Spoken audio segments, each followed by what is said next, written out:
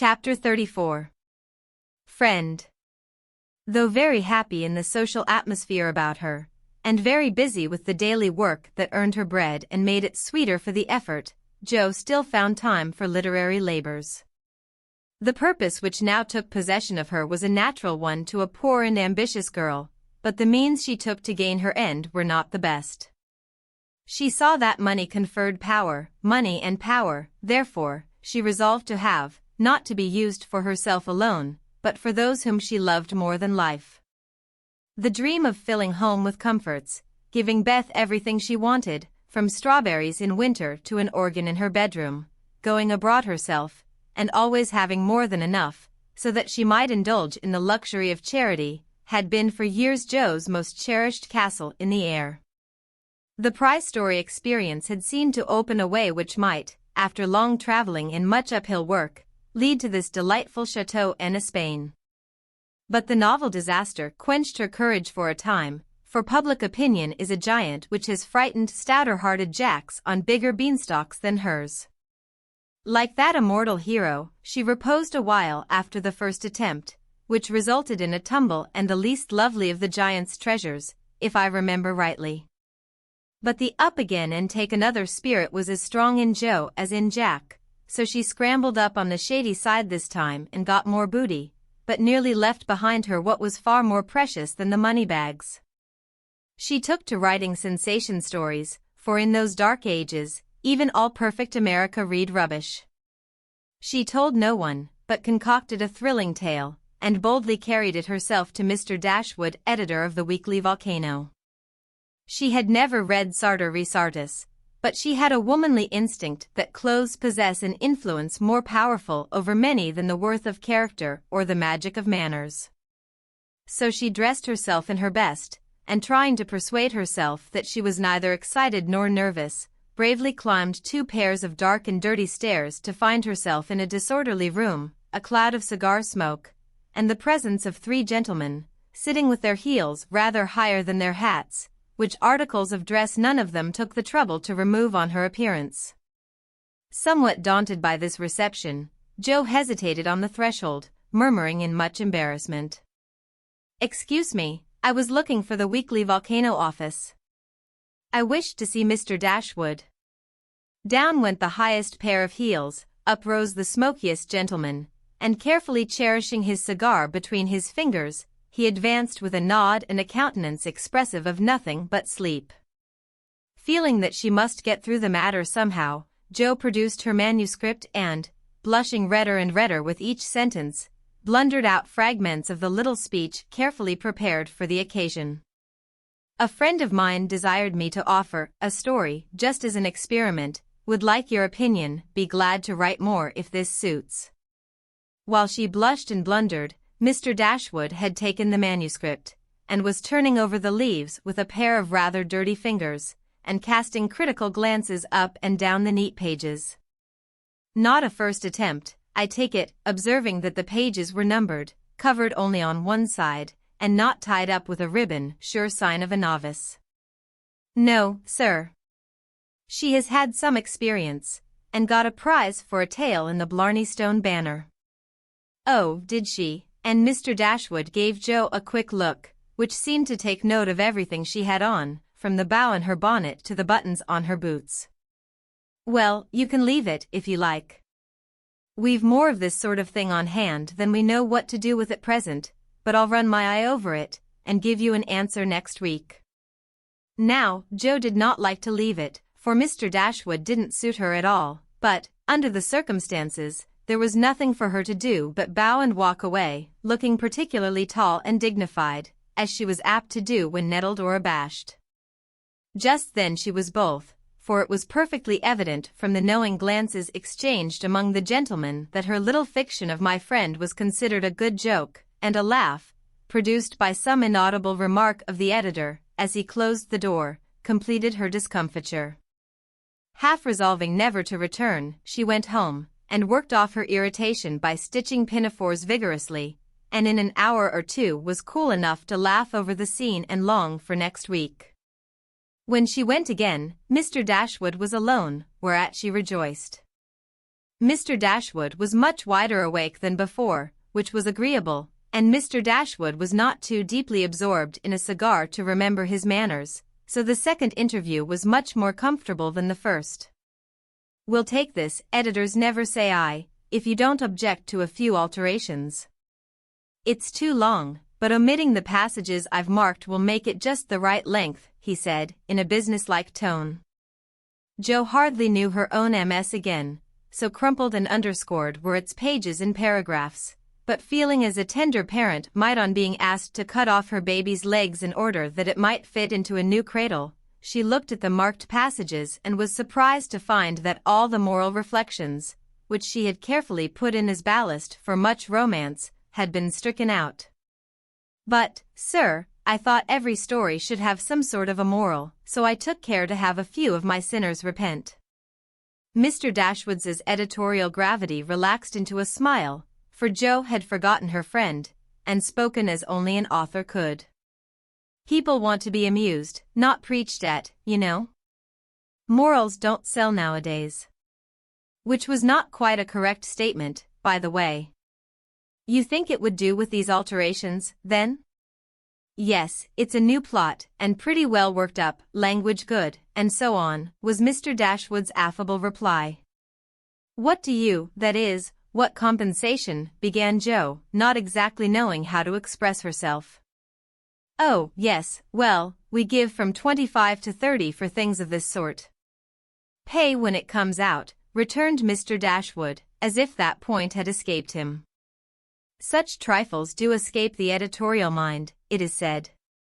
"Very well, you can have it," said Jo, handing back the story with a satisfied air, for after the $1 a column work, even 25 seemed good pay. "Shall I tell my friend you will take another if she has one better than this?" asked Jo, unconscious of her little slip of the tongue, and emboldened by her success. "Well, we'll look at it. Can't promise to take it. Tell her to make it short and spicy, and never mind the moral." "What name would your friend like to put on it?" in a careless tone. "None at all, if you please. She doesn't wish her name to appear and has no nom de plume," said Jo, blushing in spite of herself. "Just as she likes, of course. The tale will be out next week." "Will you call for the money, or shall I send it?" asked Mr. Dashwood, who felt a natural desire to know who his new contributor might be. "I'll call. Good morning, sir." As she departed, Mr. Dashwood put up his feet, with the graceful remark, "Poor and proud, as usual, but she'll do." Following Mr. Dashwood's directions, and making Mrs. Northberry her model, Jo rashly took a plunge into the frothy sea of sensational literature, but thanks to the life-preserver thrown her by a friend, she came up again not much the worse for her ducking. Like most young scribblers, she went abroad for her characters and scenery, and banditti, counts, gypsies, nuns, and duchesses appeared upon her stage, and played their parts with as much accuracy and spirit as could be expected. Her readers were not particular about such trifles as grammar, punctuation, and probability, and Mr. Dashwood graciously permitted her to fill his columns at the lowest prices, not thinking it necessary to tell her that the real cause of his hospitality was the fact that one of his hacks, on being offered higher wages, had basely left him in the lurch. She soon became interested in her work, for her emaciated purse grew stout, and the little hoard she was making to take Beth to the mountains next summer grew slowly but surely as the weeks passed.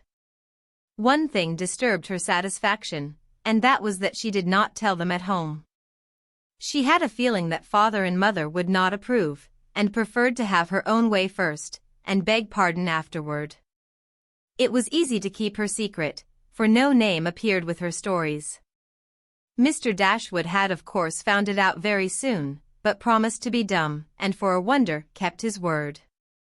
She thought it would do her no harm, for she sincerely meant to write nothing of which she would be ashamed, and quieted all pricks of conscience by anticipations of the happy minute when she should show her earnings and laugh over her well-kept secret. But Mr. Dashwood rejected any but thrilling tales, and as thrills could not be produced except by harrowing up the souls of the readers, history and romance, land and sea, science and art, police records and lunatic asylums, had to be ransacked for the purpose. Jo soon found that her innocent experience had given her but few glimpses of the tragic world which underlies society, so regarding it in a business light, she set about supplying her deficiencies with characteristic energy. Eager to find material for stories, and bent on making them original in plot, if not masterly in execution, she searched newspapers for accidents, incidents, and crimes. She excited the suspicions of public librarians by asking for works on poisons. She studied faces in the street and characters, good, bad, and indifferent, all about her. She delved in the dust of ancient times for facts or fictions so old that they were as good as new, and introduced herself to folly, sin, and misery, as well as her limited opportunities allowed. She thought she was prospering finely, but unconsciously she was beginning to desecrate some of the womanliest attributes of a woman's character. She was living in bad society, and imaginary though it was, its influence affected her, for she was feeding heart and fancy on dangerous and unsubstantial food, and was fast brushing the innocent bloom from her nature by a premature acquaintance with the darker side of life, which comes soon enough to all of us.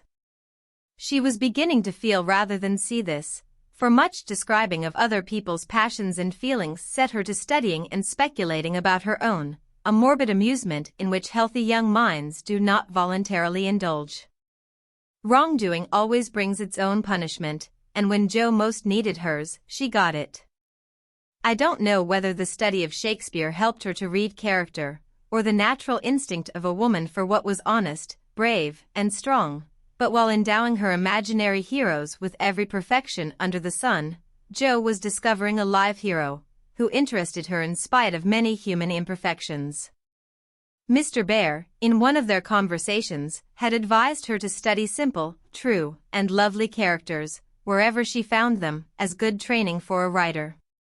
Jo took him at his word, for she coolly turned round and studied him, a proceeding which would have much surprised him, had he known it, for the worthy professor was very humble in his own conceit. Why everybody liked him was what puzzled Jo, at first. He was neither rich nor great, young nor handsome, in no respect what is called fascinating, imposing, or brilliant, and yet he was as attractive as a genial fire, and people seemed to gather about him as naturally as about a warm hearth. He was poor, yet always appeared to be giving something away, a stranger, yet everyone was his friend, no longer young, but as happy-hearted as a boy, plain and peculiar, yet his face looked beautiful to many, and his oddities were freely forgiven for his sake. Jo often watched him, trying to discover the charm, and at last decided that it was benevolence which worked the miracle. If he had any sorrow, it sat with its head under its wing, and he turned only his sunny side to the world. There were lines upon his forehead, but time seemed to have touched him gently, remembering how kind he was to others. The pleasant curves about his mouth were the memorials of many friendly words and cheery laughs, his eyes were never cold or hard, and his big hand had a warm, strong grasp that was more expressive than words. His very clothes seemed to partake of the hospitable nature of the wearer. They looked as if they were at ease, and liked to make him comfortable. His capacious waistcoat was suggestive of a large heart underneath. His rusty coat had a social air, and the baggy pockets plainly proved that little hands often went in empty and came out full. His very boots were benevolent, and his collars never stiff and raspy like other people's. "That's it," said Jo to herself, when she at length discovered that genuine goodwill toward one's fellow men could beautify and dignify even a stout German teacher, who shoveled in his dinner, darned his own socks, and was burdened with the name of Bear. Jo valued goodness highly, but she also possessed a most feminine respect for intellect, and a little discovery which she made about the professor added much to her regard for him. He never spoke of himself, and no one ever knew that in his native city he had been a man much honored and esteemed for learning and integrity, till a countryman came to see him. He never spoke of himself, and in a conversation with Miss Norton divulged the pleasing fact. From her Jo learned it, and liked it all the better because Mr. Bear had never told it. She felt proud to know that he was an honored professor in Berlin, though only a poor language master in America, and his homely, hard-working life was much beautified by the spice of romance which this discovery gave it. Another and a better gift than intellect was shown her in a most unexpected manner. Miss Norton had the entree into most society, which Jo would have had no chance of seeing but for her. The solitary woman felt an interest in the ambitious girl, and kindly conferred many favors of this sort both on Jo and the professor. She took them with her one night to a select symposium, held in honor of several celebrities. Jo went prepared to bow down and adore the mighty ones whom she had worshipped with youthful enthusiasm afar off. But her reverence for genius received a severe shock that night, and it took her some time to recover from the discovery that the great creatures were only men and women after all. Imagine her dismay, on stealing a glance of timid admiration at the poet whose lines suggested an ethereal being fed on spirit, fire, and dew, to behold him devouring his supper with an ardor which flushed his intellectual countenance. Turning as from a fallen idol, she made other discoveries which rapidly dispelled her romantic illusions. The great novelist vibrated between two decanters with the regularity of a pendulum. The famous divine flirted openly with one of the Madame de Staëls of the age, who looked daggers at another Corinne, who was amiably satirizing her, after outmaneuvering her in efforts to absorb the profound philosopher, who imbibed tea Johnsonianly and appeared to slumber, the loquacity of the lady rendering speech impossible.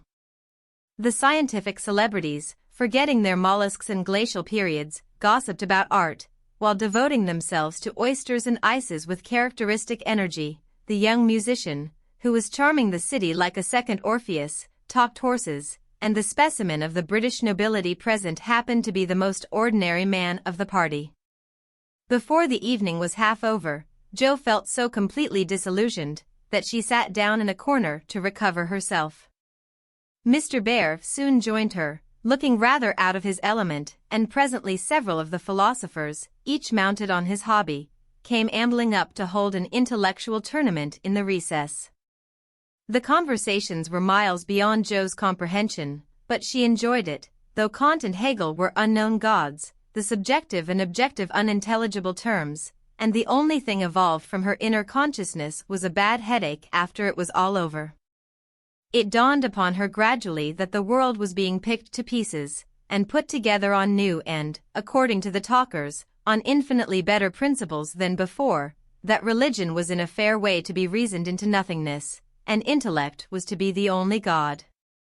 Jo knew nothing about philosophy or metaphysics of any sort, but a curious excitement, half pleasurable, half painful, came over her as she listened with a sense of being turned adrift into time and space, like a young balloon out on a holiday.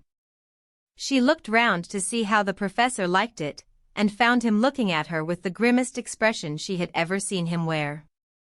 He shook his head and beckoned her to come away, but she was fascinated just then by the freedom of speculative philosophy, and kept her seat, trying to find out what the wise gentleman intended to rely upon after they had annihilated all the old beliefs.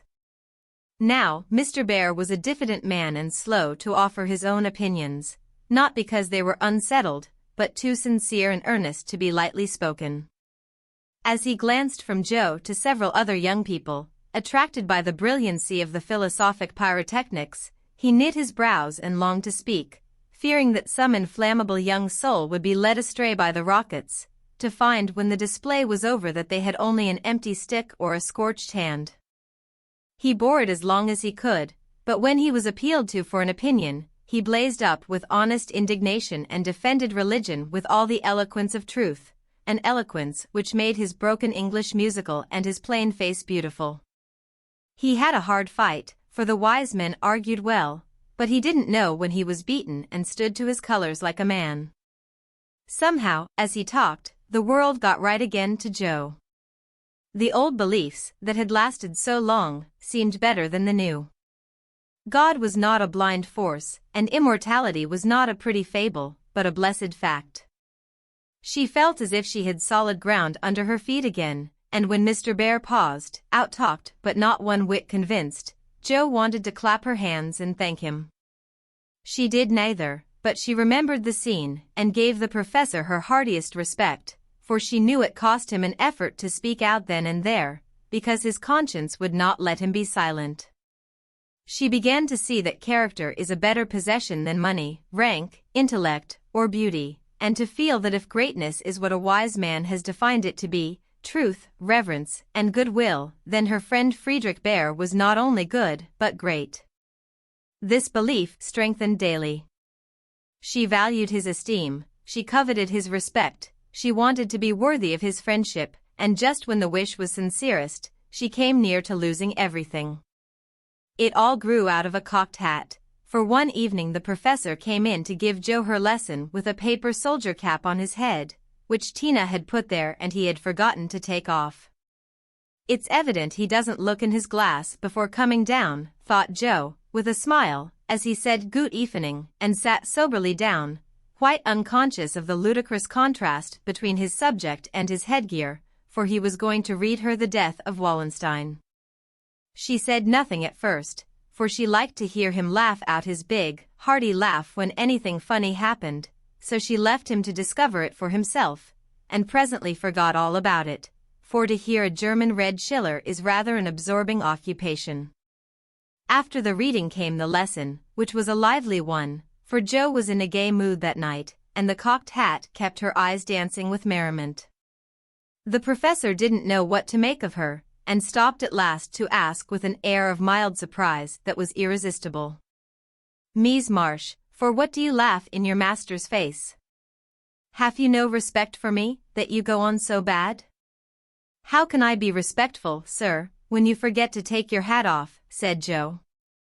Lifting his hand to his head, the absent-minded professor gravely felt and removed the little cocked hat, looked at it a minute, and then threw back his head and laughed like a merry bass viol. "Ah! I see him now, it is that imp Tina who makes me a fool with my cap. Well, it is nothing, but see you, if this lesson goes not well, you too shall wear him."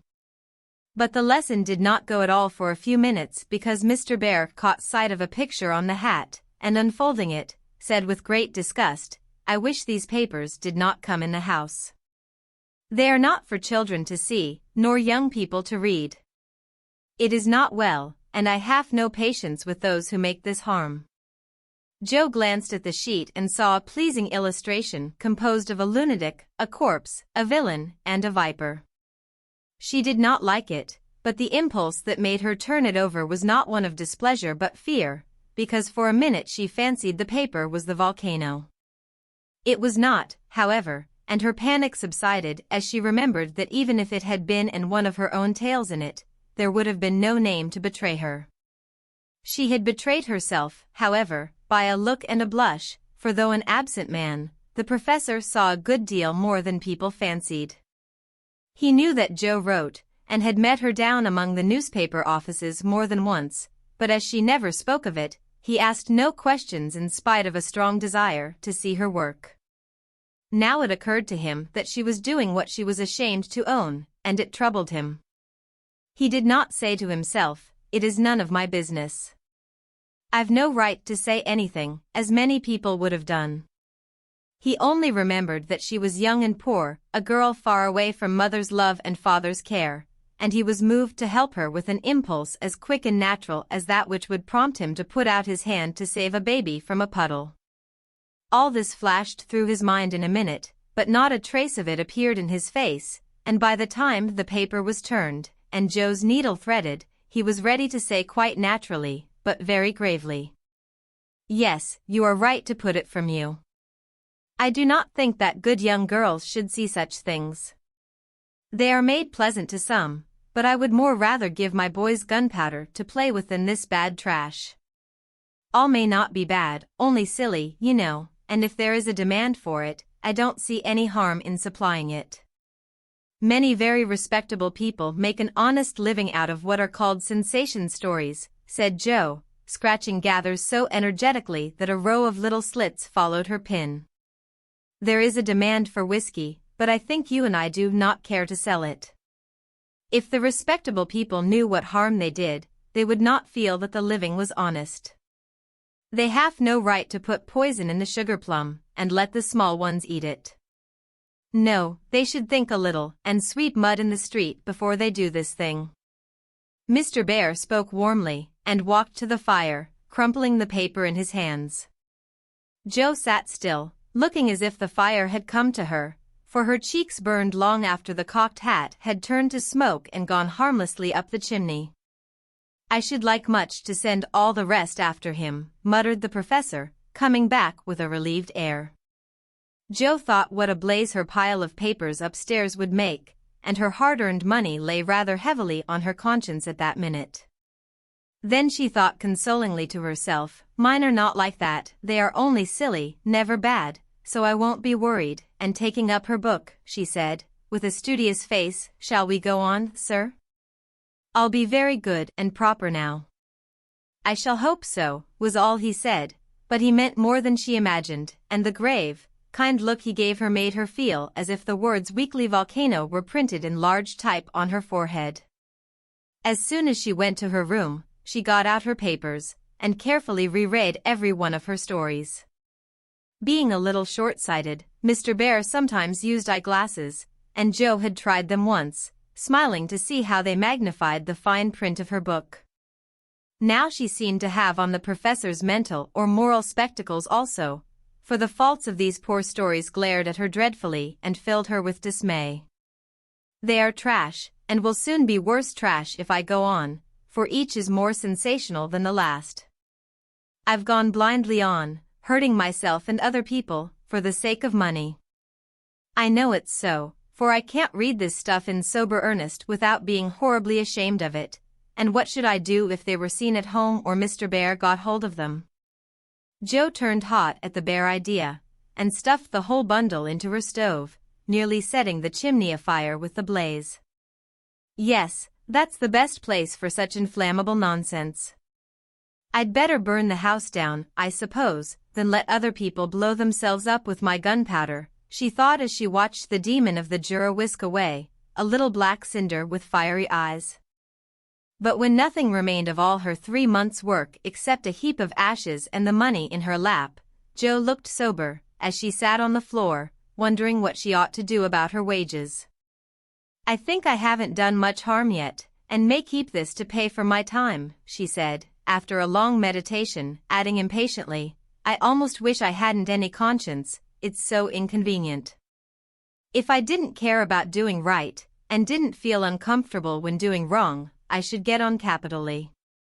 I can't help wishing sometimes that mother and father hadn't been so particular about such things.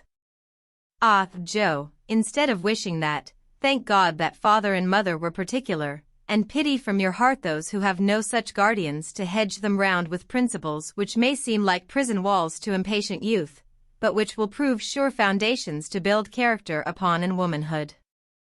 Jo wrote no more sensational stories, deciding that the money did not pay for her share of the sensation, but going to the other extreme, as is the way with people of her stamp, she took a course of Mrs. Sherwood, Miss Edgeworth, and Hannah More, and then produced a tale which might have been more properly called an essay or a sermon, so intensely moral was it. She had her doubts about it from the beginning, for her lively fancy and girlish romance felt as ill at ease in the new style as she would have done masquerading in the stiff and cumbrous costume of the last century. She sent this didactic gem to several markets, but it found no purchaser, and she was inclined to agree with Mr. Dashwood that morals didn't sell. Then she tried a child's story, which she could easily have disposed of if she had not been mercenary enough to demand filthy lucre for it. The only person who offered enough to make it worth her while to try juvenile literature was a worthy gentleman who felt it his mission to convert all the world to his particular belief. But much as she liked to write for children, Jo could not consent to depict all her naughty boys as being eaten by bears or tossed by mad bulls because they did not go to a particular Sabbath school, nor all the good infants who did go as rewarded by every kind of bliss, from gilded gingerbread to escorts of angels when they departed this life with psalms or sermons on their lisping tongues. So nothing came of these trials, and Jo corked up her inkstand, and said in a fit of very wholesome humility, I don't know anything. I'll wait until I do before I try again, and meantime, sweep mud in the street if I can't do better, that's honest, at least. Which decision proved that her second tumble down the beanstalk had done her some good. While these internal revolutions were going on, her external life had been as busy and uneventful as usual, and if she sometimes looked serious or a little sad no one observed it but Professor Bear. He did it so quietly that Jo never knew he was watching to see if she would accept and profit by his reproof, but she stood the test, and he was satisfied, for though no words passed between them, he knew that she had given up writing. Not only did he guess it by the fact that the second finger of her right hand was no longer inky, but she spent her evenings downstairs now, was met no more among newspaper offices, and studied with a dogged patience, which assured him that she was bent on occupying her mind with something useful, if not pleasant. He helped her in many ways, proving himself a true friend, and Jo was happy, for while her pen lay idle, she was learning other lessons besides German, and laying a foundation for the sensation story of her own life. It was a pleasant winter and a long one, for she did not leave Mrs. Kirk till June. Everyone seemed sorry when the time came. The children were inconsolable, and Mr. Bear's hair stuck straight up all over his head, for he always rumpled it wildly when disturbed in mind. Going home? Ah, you are happy that you have a home to go in, he said, when she told him, and sat silently pulling his beard in the corner, while she held a little levee on that last evening. She was going early, so she bade them all goodbye overnight, and when his turn came, she said warmly, "Now, sir, you won't forget to come and see us, if you ever travel our way, will you? I'll never forgive you if you do, for I want them all to know my friend." "Do you?" "Shall I come?" he asked, looking down at her with an eager expression which she did not see. "Yes, come next month. Laurie graduates then, and you'd enjoy commencement as something new." "That is your best friend, of whom you speak," he said in an altered tone. "Yes, my boy Teddy. I'm very proud of him and should like you to see him." Jo looked up then, quite unconscious of anything but her own pleasure in the prospect of showing them to one another. Something in Mr. Bear's face suddenly recalled the fact that she might find Laurie more than a best friend, and simply because she particularly wished not to look as if anything was the matter, she involuntarily began to blush, and the more she tried not to, the redder she grew. If it had not been for Tina on her knee, she didn't know what would have become of her. Fortunately, the child was moved to hug her, so she managed to hide her face an instant, hoping the professor did not see it. But he did, and his own changed again from that momentary anxiety to its usual expression, as he said cordially, "I fear I shall not make the time for that, but I wish the friend much success, and you all happiness. God bless you." And with that, he shook hands warmly, shouldered Tina, and went away. But after the boys were abed, he sat long before his fire with the tired look on his face and the heimweh, or homesickness, lying heavy at his heart. Once, when he remembered Jo as she sat with the little child in her lap and that new softness in her face, he leaned his head on his hands a minute, and then roamed about the room, as if in search of something that he could not find. "It is not for me, I must not hope it now," he said to himself, with a sigh that was almost a groan. Then, as if reproaching himself for the longing that he could not repress, he went and kissed the two tousled heads upon the pillow, took down his seldom used meerschaum, and opened his Play-Doh. He did his best and did it manfully, but I don't think he found that a pair of rampant boys, a pipe, or even the divine Play-Doh, were very satisfactory substitutes for wife and child at home. Early as it was, he was at the station next morning to see Jo off, and thanks to him, she began her solitary journey with the pleasant memory of a familiar face smiling its farewell, a bunch of violets to keep her company, and best of all, the happy thought, "Well, the winter's gone, and I've written no books, earned no fortune, but I've made a friend worth having and I'll try to keep him all my life."